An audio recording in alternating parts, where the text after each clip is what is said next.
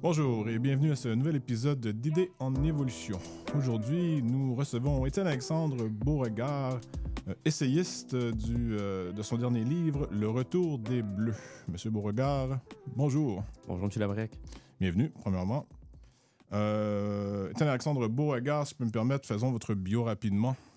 J'ai dit que vous êtes essayiste. Vous venez de publier le 22 janvier, je me trompe? Oui, c'est ça. Précisément, donc c'est disponible en librairie. Le Retour des Bleus, les racines intellectuelles du nationalisme québécois. Aux éditions Libère, vous aviez publié précédemment en 2022 Le schisme identitaire, guerre culturelle et imaginaire québécois. C'est bien ça? Chez Boréal, hein, j'habite. Oui. Chroniqueur, vous êtes aussi, ou vous avez été? Vous êtes encore? Non, mais vous l'avez été, chez Cube Radio. Vous avez couvert les élections françaises, d'ailleurs. On s'était rencontrés un peu la première fois là, dans ce contexte. Vous êtes étudiant, vous avez terminé le bac sciences politiques et philosophie et vous êtes à la maîtrise. Oui, désormais en administration publique. En administration publique? À l'ENAP, oui. Ah bon, félicitations. J'ai fait de ma maîtrise en administration publique aussi. Mes condoléances, non, c'est pas vrai. Non, c'est une très bonne idée. Si je peux me permettre une pré-question, en fait, on s'était rencontrés à Paris la première fois. Donc, vous avez passé la moitié d'une année à Paris à étudier. Ouais. Que retirez-vous de cette expérience? La France, c'est quand même un endroit particulier pour ce qui est des débats d'idées. C'est un peu convenu, mais c'est quand même un peu vrai. Les débats d'idées au Québec sont peut-être plus contraints. Ils n'ont certainement pas la même place qu'ils peuvent avoir en France, où il y a tout un réseau d'émissions de télévision, de radio, de journaux qui sont pratiquement tous consacrés à la vie des idées, avec aussi une grande diversité de points de vue. Moi, c'est ce qui m'épatait quand même pendant ces 6 mois-là, où tu peux marcher devant un kiosque de journaux, puis tu vois à peu près 30 hebdomadaires avec toutes des lignes différentes. Il y a quelque chose de vraiment passionnant là-dedans. Puis c'est, pour un Québécois en tout cas, c'est quand même assez exotique, dans la mesure où on a 4-5 journaux, puis les magazines qui sont consacrés à la vie des idées, qui sont consacrés à l'information, c'est marginal quand ça existe. Donc, c'est peut-être... il y a un tropisme français vers les idées aussi, mais il y a leur plus grande population aussi qui leur permet d'avoir une vie intellectuelle qui est peut-être plus sophistiquée, sans diminuer la vie intellectuelle québécoise, mais certainement à la mesure d'un pays de 80 millions d'habitants. Fait que probablement qu'à ce niveau-là, c'est quand même inspirant, puis je comprends pourquoi il y a autant d'intellos au Québec qui vont un peu se ressourcer en France, entre guillemets. J'allais justement poser la question des intellectuels québécois qui vont se ressourcer en France. Et j'ai l'impression qu'ils se retrouvent souvent ce qu'on pourrait qualifier là, de la droite ou un peu plus conservateur, disons au Québec. Disons que j'ai l'impression que la gauche québécoise puise ses inspirations plutôt aux États-Unis, dans le monde anglo-saxon, tandis que les intellectuels, donc plus conservateurs, là, oui, québécois et nationalistes surtout, ça peut s'expliquer, mais vont surtout aller puiser leur inspiration intellectuelle, comme je dis, en France. Est-ce que je me trompe ou est-ce que c'est une observation qui est peut-être erronée? Non, je pense que vous avez raison. Puis l'intérêt, en fait, c'est là qu'on arrive au sujet de mon livre, un peu entre la convergence entre le conservatisme et le nationalisme au Québec. Parce que si on regarde des conservateurs, entre guillemets, qui sont davantage libertariens, que j'aborde en partie dans le livre, c'est sûr que c'est des gens qui sont davantage marqués par la droite anglo-américaine. Parce que c'est effectivement une droite qui est plus axée vers des idéaux de liberté, de libre entreprise, etc., qui sont d'ailleurs souvent le propre du monde anglo-américain, parce que dans le monde européen, puis vous avez écrit un livre sur le conservatisme, je vous apprends rien, on a un conservatisme qui est peut-être plus proche du Québec, dans la mesure où c'est quelque chose qui est davantage axé sur une certaine vision de la culture, de la nation, etc. Puis c'est clair aussi que pour des nationalistes québécois, l'intérêt de la France est évident dans la mesure où, quand on vise à faire vivre un peu une espèce de présence française en Amérique du Nord, mais c'est normal qu'on ait une certaine admiration puis une certaine affection aussi pour la France dont c'est issu. Puis je pense qu'à travers notre modèle de société, à bien des égards, on ressemble beaucoup à l'Europe, puis autant dans nos débats d'idées parfois qui ne sont pas les mêmes qu'au Canada anglais ou aux États-Unis. Donc, je trouve ça tout à fait cohérent que ce soit le cas pour les nationalistes. Puis si on mentionne effectivement les progressistes, à l'inverse, ben, comme je vous dis, ça rejoint un peu les thèmes de mon livre, dans la mesure où, pour moi, c'est un peu le clash entre Durham et Garneau, qui est, à mon avis, le point de genèse du clivage entre les rouges et les bleus. On a Durham qui dit essentiellement que la différence québécoise ne pourra jamais s'épanouir pleinement en Amérique du Nord parce que c'est un contexte justement anglo-américain et que c'est ce modèle-là, en fait, qui devrait s'imposer au Québec, même pour le bien des Québécois et des Canadiens français, alors qu'à l'inverse, Garneau, il situe son conservatisme justement dans la défense d'un héritage modifié, évolué, etc., mais quand même un héritage français en Amérique du Nord. Donc, c'est tout à fait cohérent, en fait, puis très logique que ceux qui vont défendre peut-être un arrimage au modèle politique anglo-américain puisent leur référence là-bas, tandis que ceux qui cherchent à faire vivre une espèce de mémoire française francophone puisent leur référence en France. Oui, tout à fait. Bon, on entre dans la thèse de votre livre, Le Retour des Bleus. Pouvez-vous nous définir un peu plus là, ce que sont les bleus et les rouges, premièrement? Parce que vous les définissez d'une façon très apte dans votre livre, mais je crois que c'est peut-être pas nécessairement très accessible pour tout le monde comme concept, vu qu'on est peut-être, on en parlait juste avant, là, encore dans une dichotomie souverainisme-fédéralisme. Donc, pouvez-vous nous parler de la thèse de votre livre et définir un peu plus là, ce que sont les bleus et les rouges? Ouais. Donc, quand je parle des rouges et des bleus, c'est une certaine manière, en fait, de changer un peu de point de vue sur la manière dont on voit nos débats idéologiques au Québec. Parce que, comme vous le dites, le clivage entre souverainistes et fédéralistes, ben, comment dire, est encore pertinent sur la scène politique. Il y a encore des partis, il y a encore des partisans qui se définissent d'abord avec cette question-là.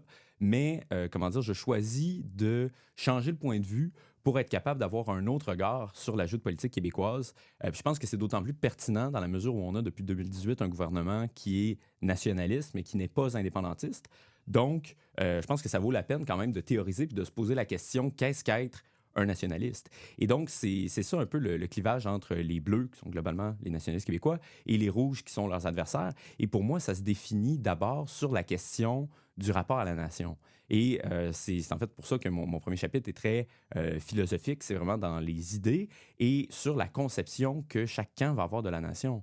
Parce que est-ce que la nation, c'est une source de repères? Est-ce que c'est un phare? Est-ce que c'est une boussole qui doit orienter, en fait, le progrès du peuple québécois et sa manière de s'inscrire dans le monde? Ou, à l'inverse, est-ce que c'est une espèce de chape de plomb? Est-ce que c'est des chaînes dont il faudrait se libérer pour être, comment dire, pleinement originaux, pleinement individuels, pleinement émancipés? Donc, c'est vraiment deux regards, en fait, sur le passé, deux regards sur l'héritage. Et ma thèse, essentiellement, c'est que les Bleus, qu'ils soient autonomistes ou souverainistes par ailleurs, s'ils tiennent à faire vivre une certaine idée du projet québécois, c'est parce qu'ils conçoivent justement l'héritage dont ils sont dépositaires de manière positive, puis comme une richesse qui mérite d'être continuée.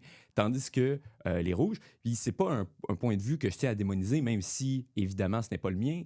Disons, c'est la vision progressiste selon laquelle, comment dire, la tradition, ça peut être aussi un enfermement. Puis probablement que si on vivait dans une espèce de pré-modernité, dans un régime réactionnaire où on n'était pas dans une dynamique... Oui, voilà, dans l'ancien régime, où on n'était pas dans une dynamique de progrès constant de toute façon, peut-être effectivement qu'on pourrait ressentir nos appartenances comme des enracinements. Mais je pense que dans la démocratie libérale moderne, qui est un régime justement moderniste, progressiste, etc., on a besoin de ce contrepoids-là, qui est le conservatisme aussi, qui est l'attachement, qui est l'enracinement, pour être capable d'avoir peut-être une relation plus équilibrée avec le monde. Quand vous parlez des Bleus, vous incluez René Lévesque. En fait, vous incluez Duplessis aussi, même jusqu'à, comment dire, les rébellions. Mais en parlant de Lévesque, ce qui est innovateur comme thèse, je crois que il y a quand même eu des discussions autour de ce sujet, mais c'est que vous incluez René Lévesque, le Parti québécois, qui était quand même très à gauche, point de vue économique surtout, dans ce mouvement conservateur, comme l'a dit, pour maintenir la nation. Ça va quand même à l'encontre, je dirais, de ce que collectivement, notre façon de percevoir le PQ et surtout la Révolution tranquille qui était perçue encore aujourd'hui, très largement comme étant de gauche. On se rappelle que Lévesque disait qu'il y avait un parti pris pour les travailleurs, donc c'est sûr que il y avait un imaginaire, j'ai envie de dire, gaucho-communiste, peut-être pas communiste, là, on exagère, mais il était quand même très à gauche. Pouvez-vous nous dire un peu comment René Lévesque, le Parti québécois, et tout le mouvement souverainiste depuis, et on va pas aller dans le nationalisme aujourd'hui, quoique ça a changé dernièrement, rentre dans votre définition de ce qu'est le conservatisme? Oui, ben c'est intéressant que vous posiez la question parce que ça permet de faire une espèce de généalogie plus longue du courant bleu puis d'expliquer comment je pense que le mouvement souverainiste, surtout à l'époque où le Parti québécois était clairement le parti dominant dans le courant bleu, a pu en être une manifestation contingente. C'est-à-dire que, je l'évoquais tout à l'heure, je parlais de François-Xavier Garneau, qui est notre premier historien national, et qui est, à mon avis, d'une certaine manière, un peu le fondateur du courant bleu. Parce que pour bien apprécier la pensée de Garneau, il faut parler un peu de Durham. Puis je l'ai mentionné tout à l'heure, mais Durham, c'était pas un conservateur, c'était pas un raciste, c'était pas un réactionnaire. Au contraire, c'est un élève de John Stuart Mill, l'auteur de La Liberté, entre autres, et qui est encore aujourd'hui un des penseurs du libéralisme progressiste les plus cités. Et Mill, en fait, il concevait la tradition, concevait la culture, concevait les appartenances comme des chaînes pour l'individu. Et pour lui, une fidélité qu'on ferait seulement répéter de génération en génération, pour lui, c'est une espèce de dogme mort qui doit mourir parce que contraire à la liberté de penser, parce que contraire à l'innovation. Donc, peut-être de cette manière-là, on comprend mieux pourquoi Durham, quand il arrive au Canada français et qui voit un peuple qui est attaché à ses traditions, qui s'est même battu, qui a pris les armes pour les défendre, tout en défendant une certaine idée de la démocratie, il voit ça, il dit, ben moi, je suis d'accord avec l'agenda démocratique des patriotes, mais ils ont fait l'erreur de l'ancrer dans une revendication nationale. Et il dit donc, l'erreur de Papineau, ça a été ça. Et si on veut que le projet démocratique soit achevé au Canada français, ben, il faut qu'ils se séparent de leurs enracinements et de leurs attachements. Et donc, la réaction de Garneau par rapport à ça, c'est de dire, ben, vous avez tort, M. Durham, en pensant que la nation est un frein à la modernité, à la démocratie. Et si c'est ça la vision que les Anglais, entre guillemets, ont à nous proposer, ben alors restons fidèles à nos traditions et trouvons le progrès, trouvons la démocratie qui nous convient par nous-mêmes. Et donc, les relais politiques de cette idée, par la suite, une fois que la Confédération est installée, on a des gens comme Honoré Mercier, par exemple, qui va dire il faut lier le destin du peuple canadien-français à celui de la province de Québec. Donc, c'est dire que l'État du Québec a un rôle particulier envers cette humanité particulière qu'il porte en lui, la nation québécoise, avec son héritage francophone, sa vision du monde, et donc que cet État-là a un rôle à jouer et que c'est pour ça que son autonomie est importante. Et Maurice Duplessis ne dira pas autre chose. Et c'est là qu'on vient à la question de la Révolution tranquille. C'est-à-dire que Maurice Duplessis, une citation que j'aime beaucoup de lui, quand il dit dans le vocabulaire de l'époque, bien sûr, la province de Québec, c'est notre forteresse qu'il faut défendre sans défaillance parce que c'est le seul endroit où on est capable de faire nos lois selon notre caractère propre, d'avoir nos écoles pour enseigner notre histoire dans notre langue. Et cette vision-là, elle a quand même inspiré la Révolution tranquille par après. Puis c'est peut-être quelque chose d'assez audacieux, non orthodoxe, de dire que d'une certaine manière, le sage est un descendant de Duplessis. Mais le sage a pris le projet que portaient les libéraux contre Duplessis, qui était celui d'un État-providence, mais s'est rendu compte que les Québécois ne voudraient pas d'État-providence tant et aussi longtemps que ce ne serait pas fait sous le signe de l'État-nation.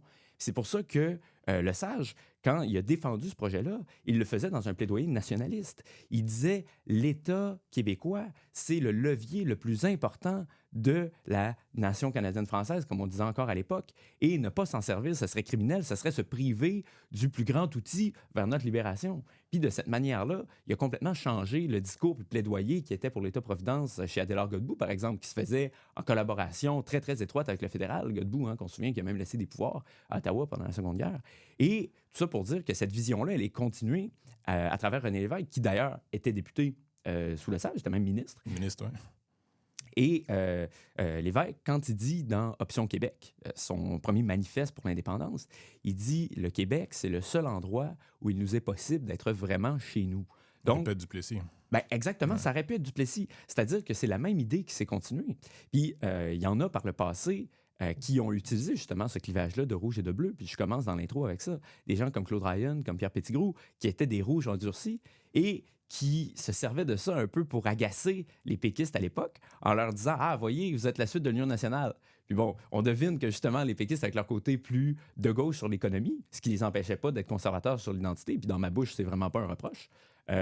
Ça les mettait un peu plus mal à l'aise. Mais maintenant, je pense que quand on est passé à une époque où, du moins en nombre de sièges, le parti nationaliste le plus important, c'est un parti qui se dit de centre ou de centre-droit et qui se dit autonomiste davantage que souverainiste. Mais je pense que ça permet aussi d'apprécier la continuité avec cette idée-là qui remonte à bien avant les années 60 puis avant l'émergence du projet d'indépendance. C'est-à-dire que tout l'imaginaire, ce qu'on peut appeler un peu le projet bleu qui était derrière ce projet-là, il existait bien avant. Puis c'est ça un peu la généalogie philosophique que je veux faire avec mon livre.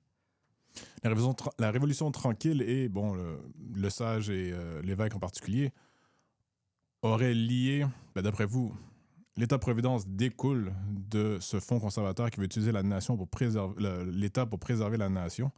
Je crois des fois, on aurait peut-être inversé la logique. À une certaine époque, on aurait dit que c'est plutôt l'État, comment dire, le souverainisme à l'époque de l'évêque, étant gauche, a voulu créer une souveraineté de gauche, si on peut dire, ce qui aujourd'hui se perpétue avec Québec solidaire. Là, je pense que Québec solidaire, mais le PQ encore aujourd'hui très largement, par contre, a quand même maintenu cette idée d'une social-démocratie, donc une souveraineté plus à gauche.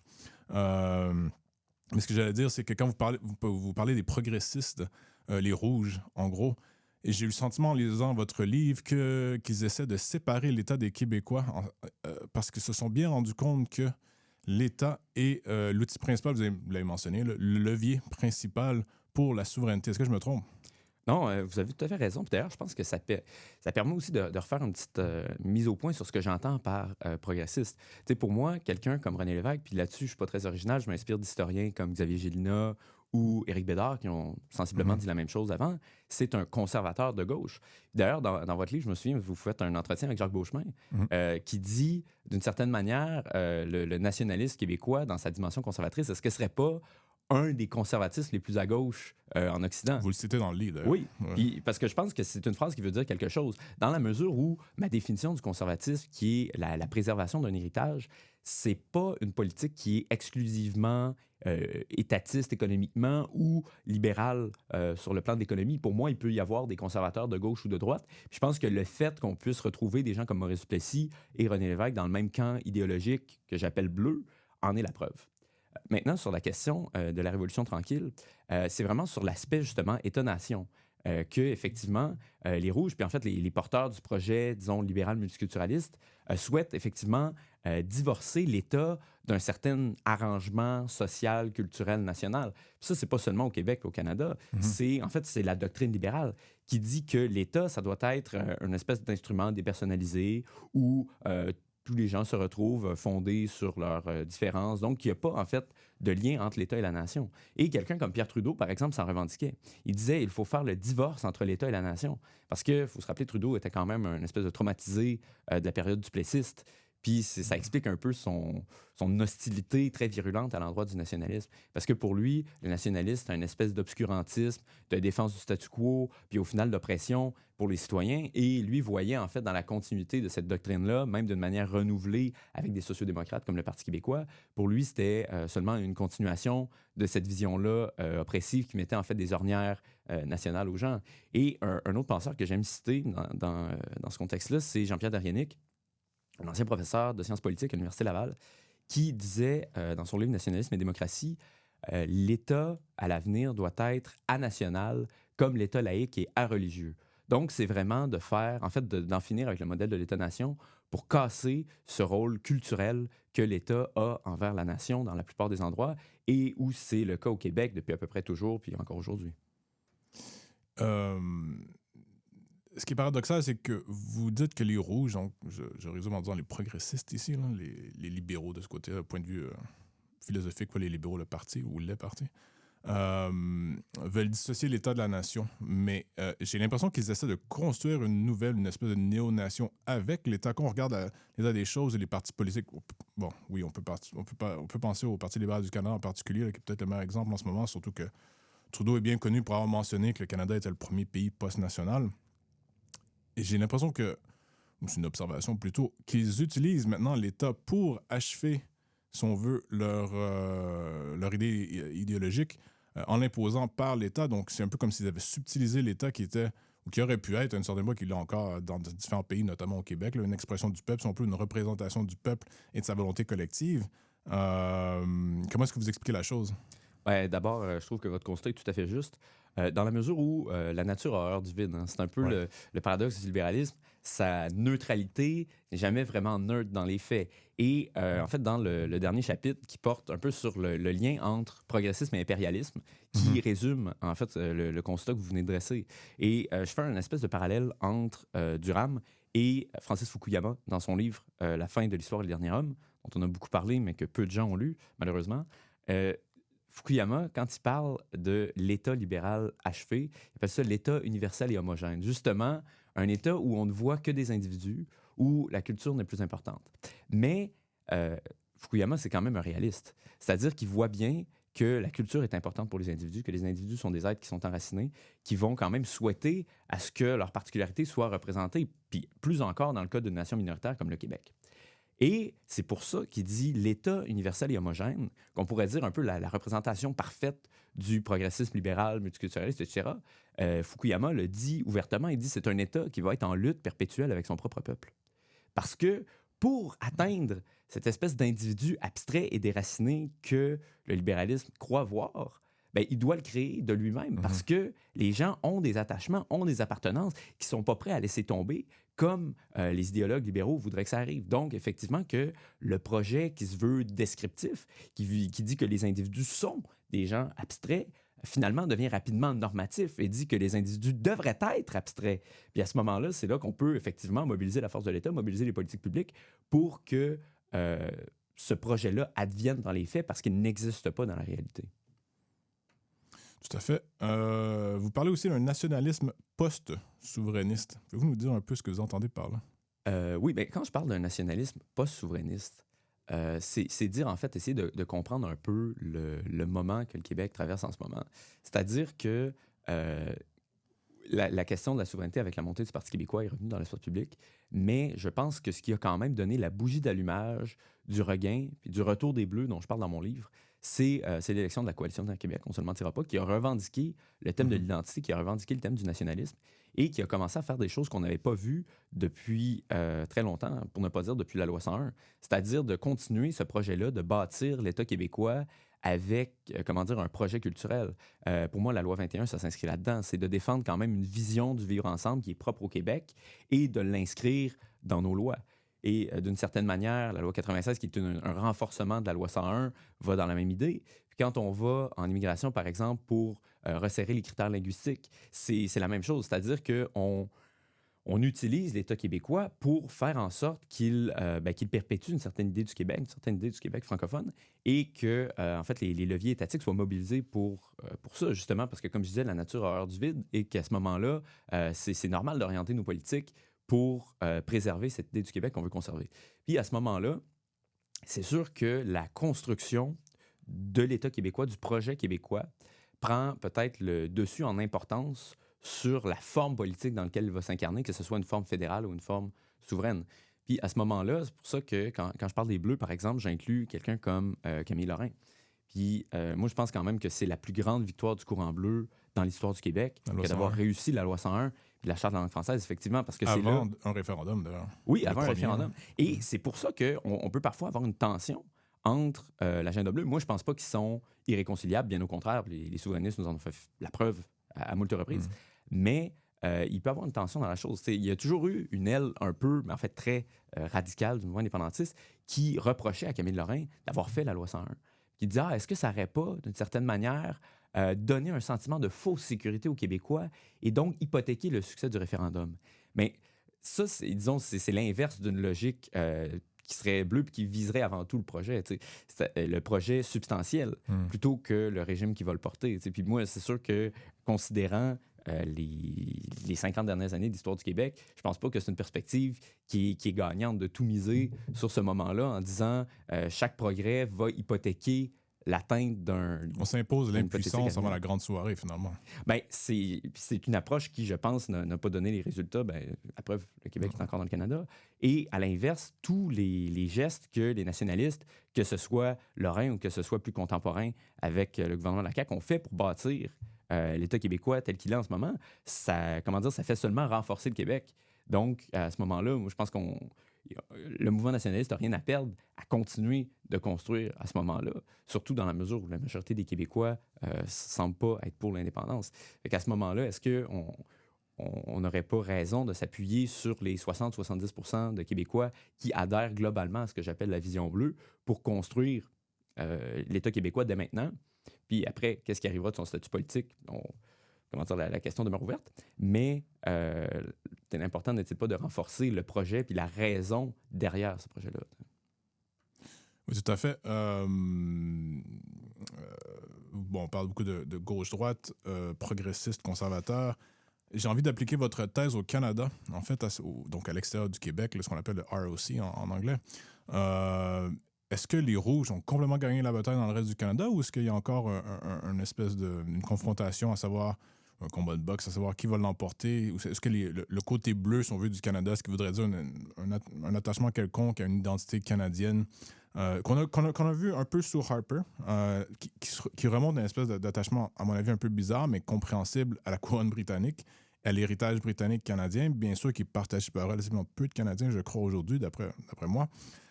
Mais est-ce que le débat idéologique, philosophique, cursif, si on peut dire, à votre avis, là, je sais qu'on sort des confins de votre livre, mais la question m'intéressait parce que, basé sur les différentes conversations que j'ai avec différentes connaissances, des amis, des gens qui pensent à ce genre de choses, on a l'impression, du point de vue du Québec, que le débat est fini au Canada. Dans le reste du Canada, il n'y a que le Québec qui se pose encore la question. Le Canada anglais, lui, est passé dans ce que, encore une fois, le Trudeau appelait le Canada post-national. Est-ce qu'on se trompe ou est-ce qu'à votre avis, le débat est encore présent et ce qu'on appelle justement le Canada post-national n'est peut-être pas aussi achevé et abouti qu'on voudrait le croire? Ben, c'est une question qui est plus complexe qu'on pourrait penser à la base. En fait, j'ai consacré un chapitre à cette question-là dans mon précédent livre, Le schisme identitaire, où je m'intéressais justement à cette frange qu'on pourrait appeler les nationalistes conservateurs canadiens, qui intellectuellement sont malheureusement un peu chose du passé.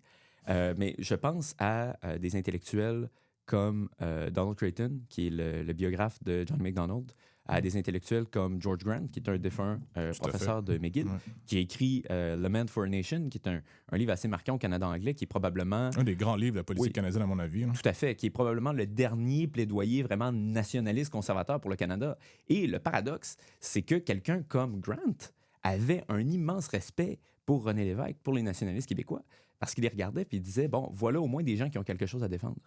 Et je pense que ce courant-là est peut-être pas aussi mort dans la population qu'on pourrait le penser.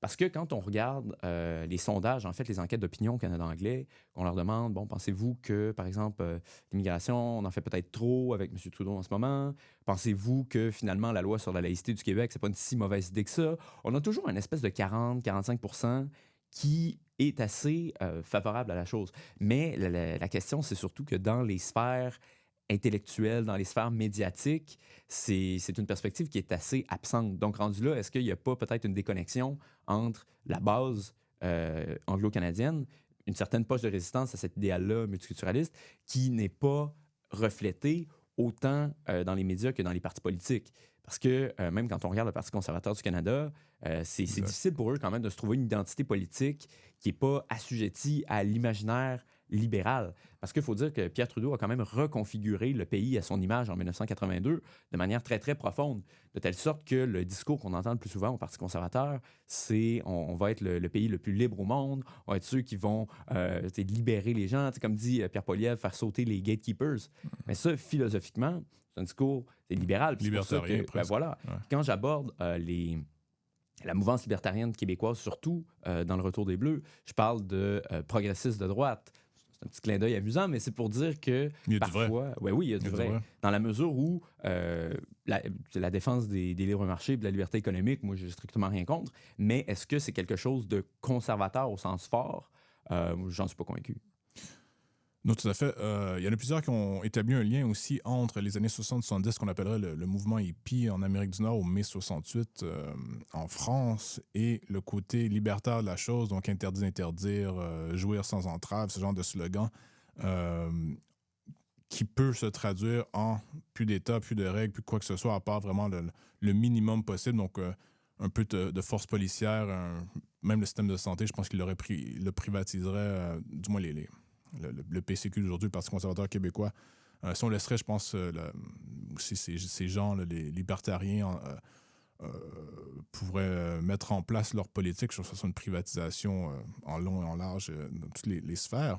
Mais il y a un lien qui s'est fait quand même, je crois, entre les libertaires de l'époque et les libertariens d'aujourd'hui. Ce qui est bizarre parce que les libertaires de l'époque, mai 68 et hippies, auraient été très à gauche, là. Tandis qu'aujourd'hui, on dirait qu'ils sont quasiment à droite. Effectivement, puis ça pose quand même la question que je pose sur le libertarianisme québécois.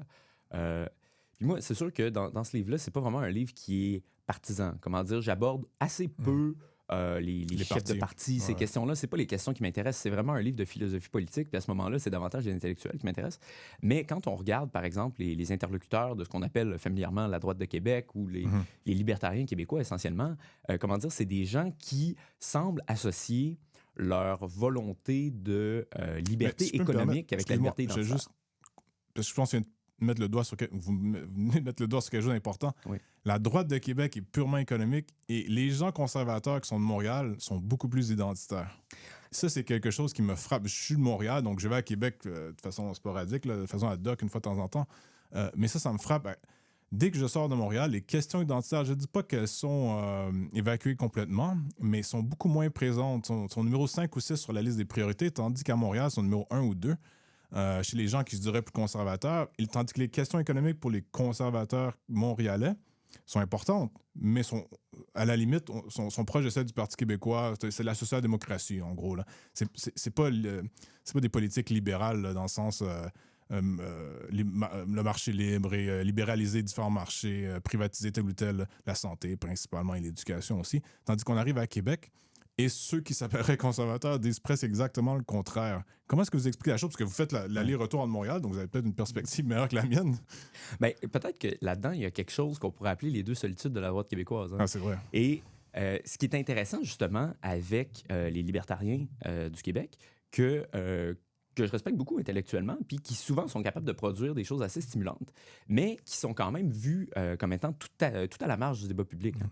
Je veux dire, avant la venue du Parti conservateur du Québec, c'est des gens qui n'avaient pas, comment dire, un relais politique clairement identifié et souvent qui ont effectivement une aversion pour le nationalisme.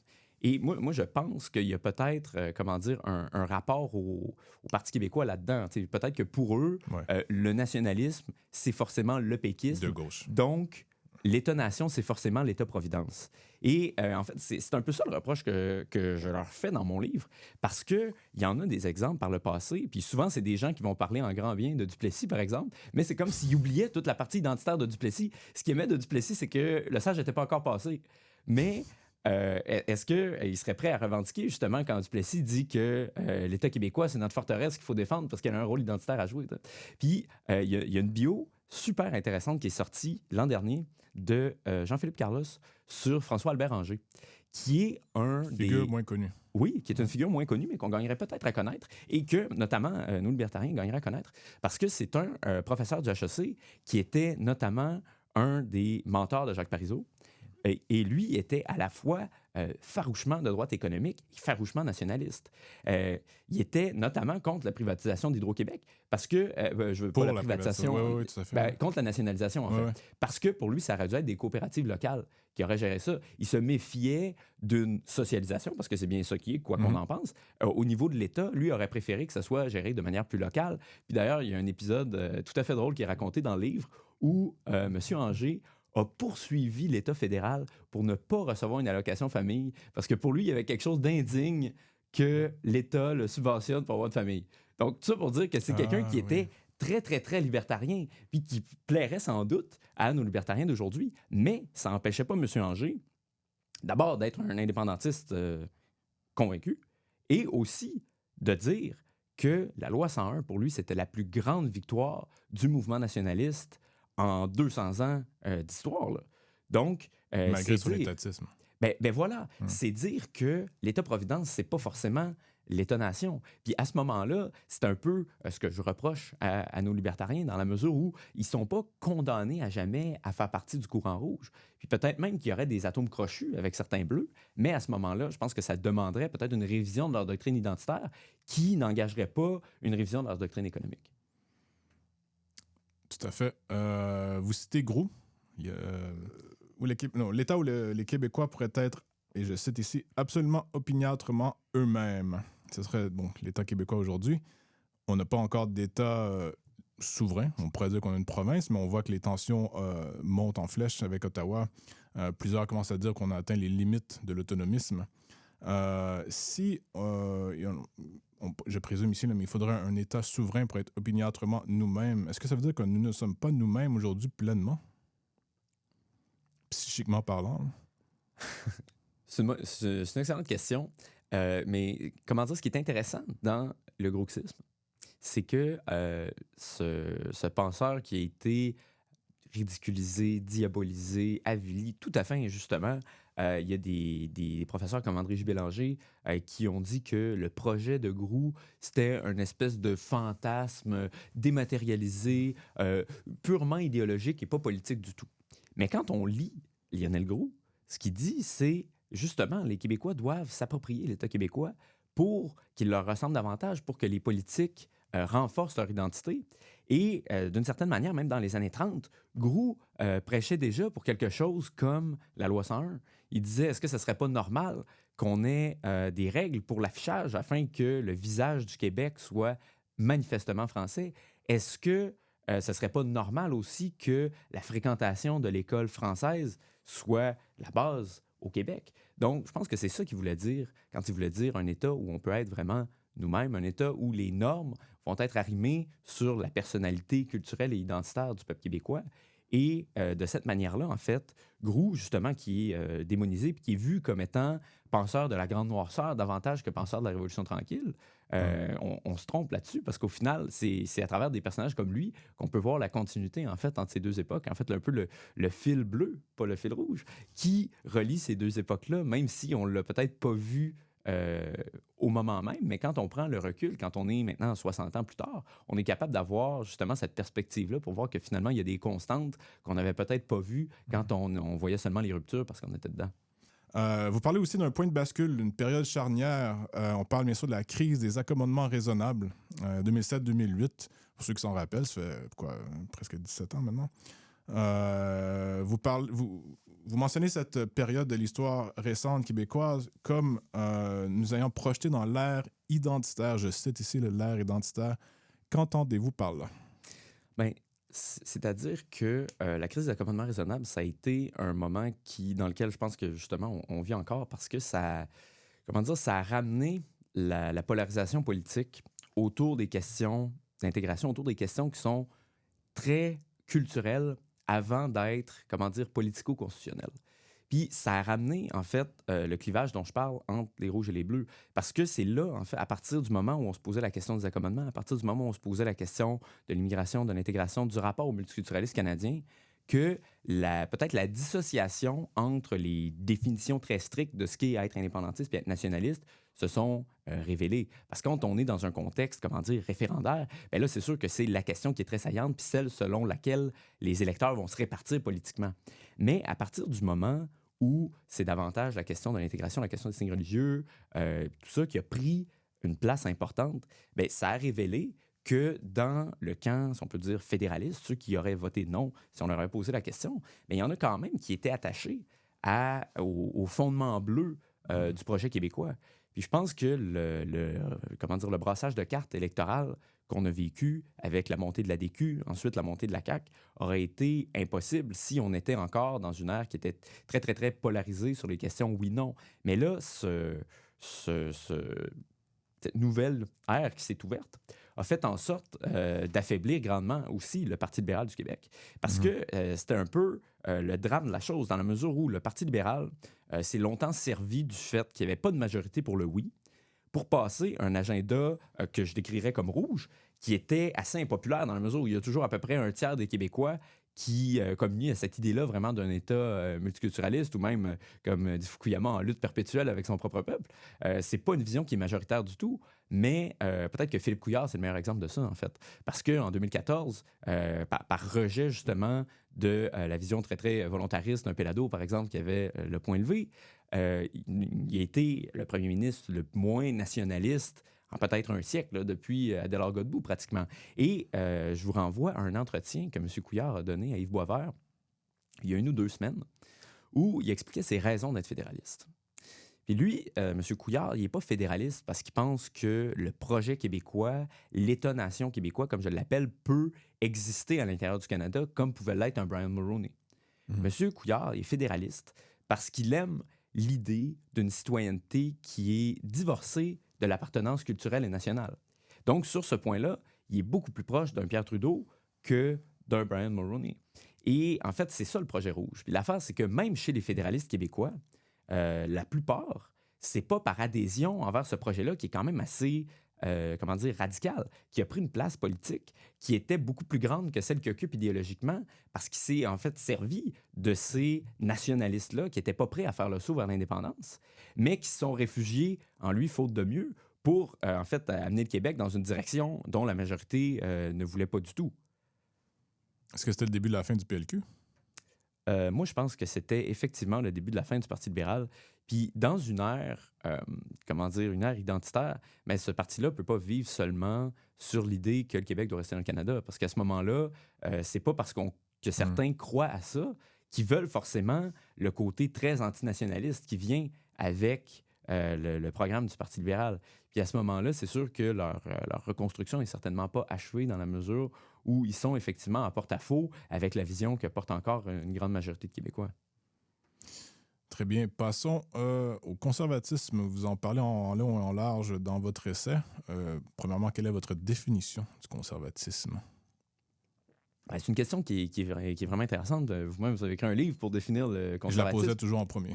Et aux différentes personnes avec voilà, qui et vous avez eu sûrement autant de questions autant de réponses que de personnes. Que de personnes, oui, tout voilà. à fait. Donc, moi, je choisis d'en faire une définition qui est évidemment centrée sur les questions culturelles et identitaires, puis qui est peut-être adaptée au contexte québécois, mais ça ne m'empêche pas de citer des penseurs comme Edmund Burke ou Roger Scruton, qui sont quand même des grands noms. Des grands noms du conservatisme, exactement. Donc, pour moi, c'est un peu une définition sur le plan philosophique qui se fait un peu en 3 étapes. D'abord, il y a vraiment la question anthropologique, c'est-à-dire qu'est-ce que l'individu, qu'est-ce que l'être humain? Est-ce que c'est un être qui est justement abstrait, qui se définit d'abord parce qu'il le différencie des autres et dans le fond que sa quête, au final, ce serait justement de se construire lui-même en rupture avec son environnement, en rupture avec ses appartenances, en rupture avec son héritage? Ou à l'inverse, est-ce que l'être humain, c'est seulement un être enraciné avant tout et que son plein épanouissement, en fait, se fait quand il est en cohérence avec ses racines, avec ses ancêtres, mais aussi avec ses petits-enfants, envers qui il veut léguer le patrimoine dont il est dépositaire? Puis ça, pour moi, c'est vraiment la question la plus fondamentale sur le plan philosophique, qui va ensuite se décliner sur toutes sortes de plans. Après, la question, c'est un peu une question épistémologique, si on peut dire en langage des philosophes. Est-ce qu'on a une perspective rationaliste? C'est-à-dire, est-ce qu'on a un projet qui est d'abord existant dans le monde des idées, qu'on souhaite ensuite plaquer sur le réel et l'imposer s'il le faut? Vous aurez reconnu ma description du progressisme et de l'être abstrait, justement, qui n'existe pas dans les faits.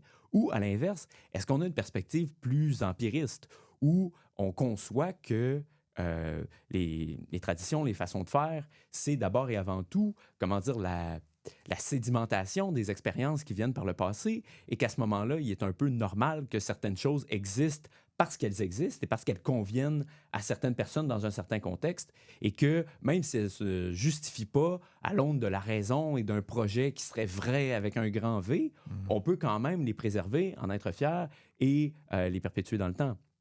Et donc, la dernière question, qui est peut-être fondamentale encore plus, c'est le rapport au temps. Donc, est-ce que le temps, c'est le progrès vers un objectif qui est rationnel ou au moins dans l'émancipation de ce passé-là, de cette appartenance nationale, culturelle, ou à l'inverse, est-ce que le parcours des peuples et des individus, c'est avant tout la continuité, puis de faire partie d'une chaîne et d'en construire les maillons suivants. Donc, vous voyez comment ces deux visions du monde qui s'opposent, et vous remarquerez que je n'ai pas pu parler de conservatisme sans parler de progressisme, parce que les deux sont des idéologies qui se répondent, et l'un n'existe pas sans l'autre, comme il ne peut pas avoir de gauche s'il n'y a pas de droite. C'est grosso modo la définition que je ferais du conservatisme. Est-ce que vous vous diriez conservateur?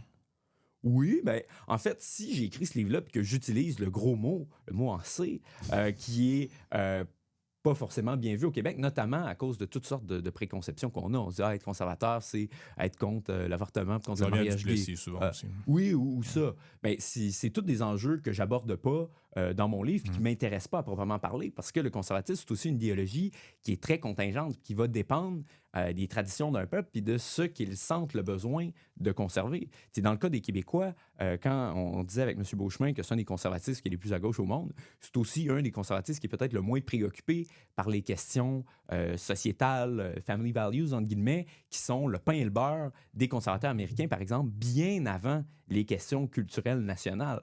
qui ont été, en fait, pour la plupart du dernier siècle, une espèce d'arrière-pensée. Peut-être que le fait qu'on a des politiciens comme Trump maintenant qui ont beaucoup misé sur la question de l'immigration, ça a un peu changé les choses. Mais avant, c'était pas du tout le cas. Au contraire, on avait une espèce de conservatisme qui était, comme je le dis, un peu un progressisme de droite, sauf sur ces questions-là. Oui, tout à fait. Vous citez Éric Bédard, qui, lui, évoque George Grant, je comprends bien. Et vous dites que l'impossibilité du conservatisme aujourd'hui, c'est l'impossibilité de la souveraineté du Québec. Et ça, c'est la citation. Ensuite, vous ajoutez, nous ajoutons, pour notre part, que l'impossibilité du conservatisme au Québec, c'est l'impossibilité du nationalisme québécois. Que voulez-vous dire? Ben, ce que je veux dire, ça, c'est la fin d'un chapitre qui s'appelle Les limites du nationalisme progressiste, où je peigne essentiellement les nationalistes à la Québec solidaire qui, comment dire, se revendiquent d'une appartenance nationaliste qui peut justifier dans la mesure où ils visent effectivement à faire du Québec un pays. Mais si le projet, c'est de faire du Québec un pays pour l'émanciper de lui-même, puis au final, pour atteindre un peu le même idéal des Rouges, cet idéal un peu rationaliste, détaché dont je vous parlais, bien à ce moment-là, est-ce que c'est vraiment un nationaliste digne de ce nom qui a des ancrages profonds? Moi, je pense que non. Puis je pense que, comment dire, le projet québécois puis le projet bleu, sa force, c'est justement qu'il est capable de se baser sur une définition, entre guillemets, conservatrice de la nation québécoise, qui est héritée de penseurs comme Fernand Dumont, qui disait, par exemple, qu'on a besoin d'une culture francophone comme culture de convergence et qu'au final, le noyau du nationalisme québécois, sans dire que c'est la totalité de la chose, parce que ce serait faux, le noyau de la nation québécoise, c'est quand même cette appartenance-là francophone qui dure depuis plus de 400 ans. Ça ne veut pas dire, bien sûr, qu'il n'y a pas des ajouts qui peuvent venir s'y greffer, puis en faire des très beaux ajouts par ailleurs. C'est le modèle un peu républicain français, mais il faut quand même conserver, comment dire, la conscience de ce noyau-là et de ce fondement qui est la base de tout le reste. Donc, si on n'envisage pas le nationalisme comme la préservation d'un certain héritage francophone en Amérique, est-ce qu'on peut vraiment être nationaliste si on a peur de se revendiquer de la tradition, de l'héritage, etc.? Si pour nous, c'est des gros mots, ben moi, mon avis, c'est que non. Très bien. Bon, vous vous êtes dit conservateur. Un phénomène que je constate très souvent, qui est en partie le mien d'ailleurs, et donc dans mon livre sur le conservatisme, certains de mes invités en parlent aussi, c'est qu'on commençait à gauche. En fait, leur parcours intellectuel a commencé à gauche, évolué avec le temps, et par la suite sont devenus plus conservateurs. Est-ce que, bon, vous êtes relativement jeune, mais est-ce que vous avez un parcours intellectuel qui a commencé en conservatisme, vous y êtes resté, ou qu'est-ce qui vous a amené vers le conservatisme, ou avez-vous commencé à gauche, tout simplement? Comme plusieurs des conservateurs qu'on connaît aujourd'hui. Très peu de gens commencent à droite, en fait, conservateurs. Je pense que c'est un peu un produit de l'hégémonie de la gauche dans les institutions sociales et culturelles. C'est-à-dire que quand on quand on lit pas énormément, quand on s'initie au débat intellectuel, on a l'impression justement, et ça c'est peut-être le désavantage structurel des conservateurs, que le côté rationaliste des progressistes fait en sorte que ça semble être la voie de la raison. Mais rationaliste n'est pas raison. Et c'est comme si la vision plus conservatrice, plus enracinée, c'était comme une espèce de préjugé. Puis on se dit, ah mon Dieu, mais être intelligent, dans le fond, c'est être progressiste, parce que être conservateur, c'est juste se baser sur des préjugés, des impressions, puis un peu pas avoir accédé au stade de la pensée conceptuelle. Là, je caricature.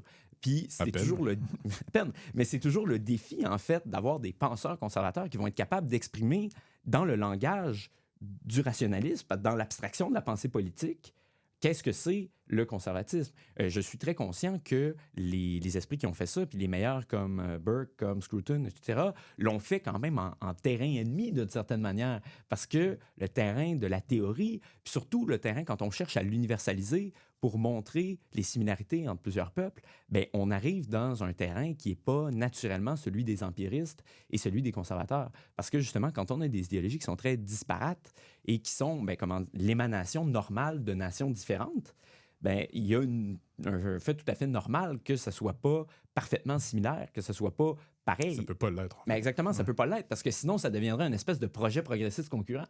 Donc, je pense que oui, c'est normal pour certains qui commencent à lire, qui commencent à s'intéresser, de commencer d'une certaine manière dans le camp progressiste, parce que c'est son terrain. Mais est-ce que ça veut dire que le terrain des idées doit être seulement le fait des progressistes puis des rouges au Québec? Moi, je pense que non. Puis le Québec, à ce niveau-là, de par notre filière nationaliste, fait en sorte qu'on a probablement un terrain idéologique conservateur et surtout national qui est beaucoup plus fertile et qui a une tradition beaucoup plus riche qu'ailleurs. Donc, à ce niveau-là, comme Québécois, en fait, le fait que notre nationalisme ait longtemps été à gauche, notamment avec le Parti québécois, je pense que ça a aidé à avoir cette tradition intellectuelle-là parce qu'on n'a pas eu, en fait, jusqu'à tout récemment, une espèce de pénurie de nationalistes dans les universités. Tu sais, je veux dire, des profs d'histoire qui étaient très nationalistes, on pense à l'École de Montréal, on pense aussi à l'UQAM pendant longtemps. Ça n'a jamais été vraiment un problème. Donc, des théoriciens bleus, on en a eu beaucoup, même s'ils étaient justement un peu plus à gauche que la moyenne ou que la normale des conservateurs. Peut-être que l'expérience québécoise est assez différente à ce niveau-là. Vous avez mentionné Edmund Burke, notamment Roger Scruton aussi. Vous citez quelques penseurs conservateurs. George Grant, je crois, tomberait sous le camp conservateur aussi. C'est George Grant canadien anglophone, Scruton et Edmund Burke anglais du Royaume-Uni. Pour préciser les choses. Si vous aviez à recommander quelques lectures, peut-être des auteurs québécois ou francophones, pour des gens peut-être de votre âge ou même plus jeunes ou plus vieux même, qui voudraient s'initier au conservatisme dans vos lectures, est-ce qu'il y en a qui vous ont frappé, là, vous recommanderiez avant d'autres, surtout quelqu'un, comme vous avez dit, là, qui fait face au discours dominant, comme on dit de nos jours, et qui voudrait s'en extirper un peu et peut-être toucher au conservatisme, est-ce que vous auriez des recommandations? À part mon livre, bien Votre sûr. livre en premier, oui, bien sûr. sans tomber dans l'autopromotion, exagérée. Dans l'autopromotion, exactement.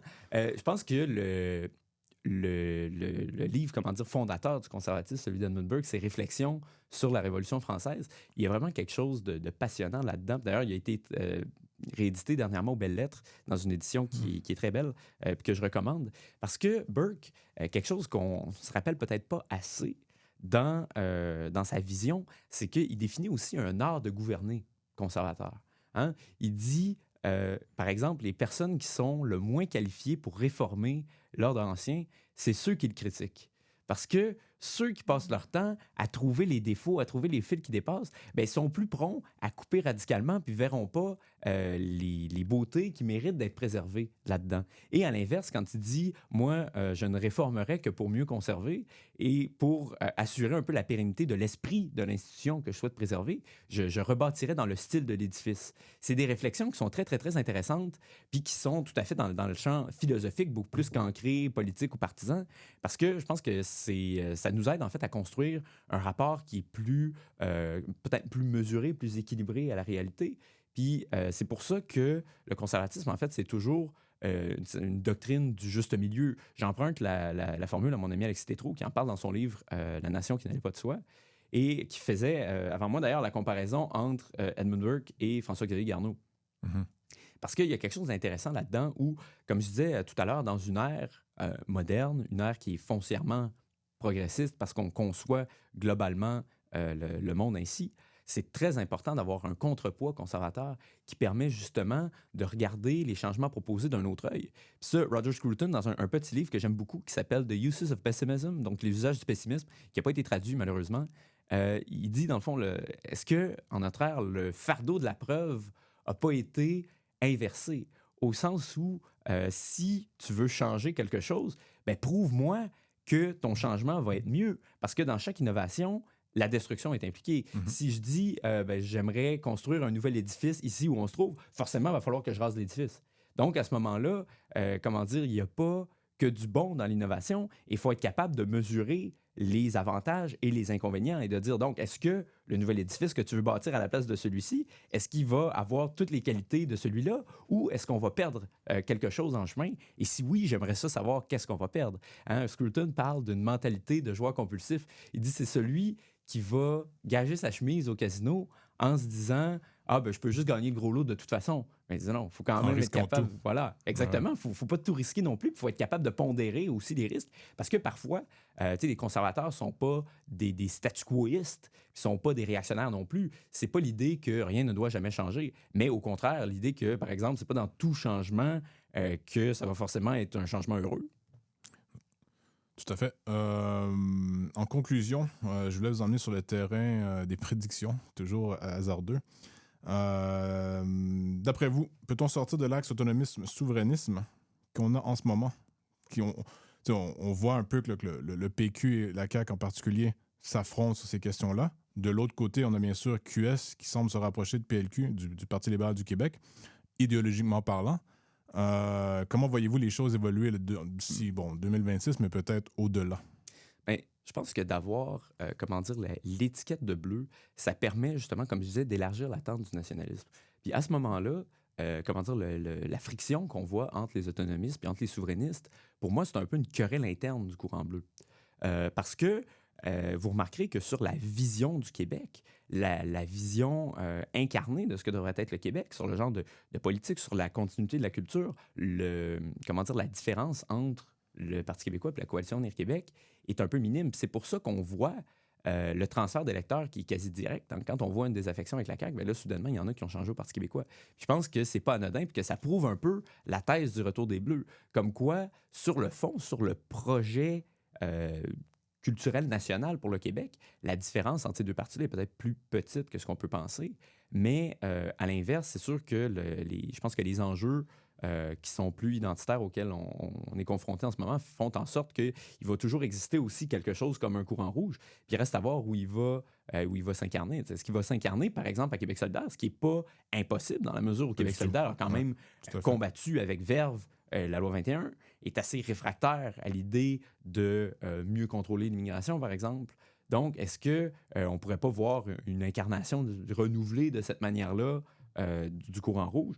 Moi, je ne le sais pas, mais je pense que, en fait, pour analyser les mouvements d'opinion qu'on voit en ce moment au Québec, il faut avoir un peu cet aspect bleu-là. Parce qu'en fait, si on voit tout, par exemple, selon le clivage oui-non, le fait en 2018 qu'il y a des électeurs du PQ qui soient changés à la CAQ, on se dit, ah là là, comment dire, tous ces gens-là ont arrêté d'être souverainistes, par exemple. Puis là, ah là là, tout le monde redevient souverainiste, le référendum est imminent. Je pense que c'est plus compliqué que ça, dans la mesure où, quand on regarde, par exemple, démographiquement, vous regarderez les sondages, là, les électeurs du Parti québécois, les électeurs de la CAQ, souvent, c'est jeunes familles, aînés, francophones, grosso modo. Puis c'est des gens, comment dire, qui ont une vision du monde qui est assez similaire. Puis, comment dire, ils partagent un projet politique, c'est le projet bleu. C'est pour ça que j'essaye de théoriser la chose pour montrer un peu des similarités qu'on n'aurait pas vues selon notre grille d'analyse traditionnelle. Mais pendant longtemps, du moins, sous l'ère Lisée, au minimum, le PQ se croyait en concurrence avec Québec solidaire quand, en fait, il n'avait peut-être pas vu venir que c'était la CAQ leur plus grand adversaire politique, vu qu'ils ont le même terreau, ils ont la même démographie comme électorat potentiel. Ben oui, mais je pense que vous avez raison, puis peut-être que ça explique un peu le déclin du Parti québécois à ce moment-là. Mais il y a quelque chose quand même d'intéressant dont je parlais dans le schisme identitaire, que je pense qu'il est pertinent à mentionner dans ce cas-ci. Votre livre précédent. Oui, dans mon livre précédent, exactement. Dans la mesure où le PQ et le PLQ avaient des coalitions qui n'étaient pas basées sur le courant rouge ou le courant bleu, comme on a pu en parler par le passé, ce qui faisait en sorte que, disons, dans les deux blocs identitaires qu'on peut voir au Québec, c'est-à-dire globalement Montréal plus les centres-villes universitaires, ces deux partis-là avaient des assises. Par exemple, des circonscriptions comme Hochelaga-Maisonneuve, Mercier, Gouin, etc., qui sont à peu près sur la ligne orange à Montréal. Le Parti québécois, ça a été les châteaux forts. Puis c'est même là qu'ils ont fait élire leur premier député. Même chose pour le Parti libéral, évidemment, qui ont toujours une partie de l'ouest de l'île de Montréal, mais qui avait quand même... Une grande partie. Une grande partie, mais des châteaux forts qui conservaient dans des régions comme l'Outaouais, par exemple. L'Outaouais, qui est une région qui est passablement nationaliste, mais qui n'est pas indépendantiste du tout, pour des raisons économiques qu'on peut comprendre. Il y en a beaucoup qui sont fonctionnaires fédéraux, etc. Ça crée une incertitude à l'ouest, mais vous comprenez le point que, dans le fond, ces partis-là avaient des coalitions qui étaient à la fois bleu et rouge. Évidemment, le Parti québécois avait une dominante bleue, le Parti libéral avait une dominante rouge idéologiquement, mais ça demeure pas moins que c'était peut-être des coalitions qui n'étaient pas justement pensées selon ce clivage-là que j'essaie de remettre en lumière. Mais à l'inverse, quand on regarde un parti comme Québec solidaire, les seuls endroits où il était capable de percer, c'est des villes universitaires au cégep. Puis j'inclus même Rouyn-Noranda, Témiscamingue, parce que c'est là qu'il y a l'UQAT. S'il n'y a pas de campus, ça montre, comment dire, ça montre la vision du monde que ces partis-là portent. Puis à l'inverse, moi, je ne vois pas la CAQ gagner Hochelaga-Maisonneuve demain. Quoique, on pourrait être surpris. Mais je pense que la recomposition fait en sorte que les coalitions électorales aussi sont changeantes. Puis est-ce que le Parti libéral d'aujourd'hui, qui a un peu basculé dans l'axe davantage rouge parce que c'est la base qui lui reste, est-ce qu'il va être capable d'aller rechercher l'Outaouais demain matin, par exemple? Ça, c'est une excellente question. Moi, je ne suis pas sondeur, je ne suis pas Québec 125, je ne peux pas vraiment le dire. Mais je pense qu'il y a quand même quelque chose sur le plan des idées à réfléchir là-dedans. Étienne Alexandre Beauregard, Le retour des Bleus, les racines intellectuelles du nationalisme québécois, publié chez Libère le 22 janvier dernier. Vous avez aussi publié Le schisme identitaire, guerre culturelle et imaginaire québécois chez Boréal en 2022. Les deux sont en librairie. Mot de la fin, Étienne Alexandre Beauregard. Je pense que le retour des Bleus, c'est un appel à voir la politique québécoise différemment, mais c'est surtout un appel à peut-être se reconnecter sur les fondements idéologiques du projet nationaliste. Puis, à une ère où on se demande, à juste titre, qu'est-ce que ça veut dire être nationaliste? Je pense que c'est intéressant de pouvoir avoir cette perspective-là pour comprendre justement les fondements culturels du projet québécois, entre guillemets, puis aussi de se reconnecter dans l'histoire plus longue du nationalisme. Parce que l'erreur qu'on fait souvent, c'est de penser qu'un peu tout ça a commencé avec les années 60, avec la Révolution tranquille. Mais l'intérêt, justement, de remonter à François-Xavier Garneau, de remonter à Honoré Mercier, de remonter à Maurice Duplessis, ça permet de voir les continuités plus longues dans notre histoire qui peuvent peut-être mieux informer notre action pour l'avenir, puis aussi mieux comprendre les jeux d'idées. Bien sûr, moi, c'est un livre de philosophie politique, puis c'est un regard que je pose avant d'être un projet que je défends, même si je me définis globalement comme un bleu. Mais je pense que ceux qui se posent la question, qu'est-ce que ça veut dire être un nationaliste, et aussi qu'est-ce que ça veut dire être un conservateur au Québec, pourraient trouver quelque chose d'intéressant dans ce livre-là. Ils vont y trouver la réponse, oui, tout à fait. Merci à tous. J'aimerais vous rappeler, merci à Étienne Alexandre Beauregard, premièrement. Merci à toutes les personnes qui auront écouté cet entretien. J'aimerais vous rappeler de simplement appuyer sur le bouton like, si possible, de vous abonner à la chaîne également. C'est la seule récompense qu'on a, en fait, quand on publie des podcasts comme ça en ligne, des balados. Donc, je vous le rappelle, s'il vous plaît. Et au prochain épisode. Merci. Au revoir.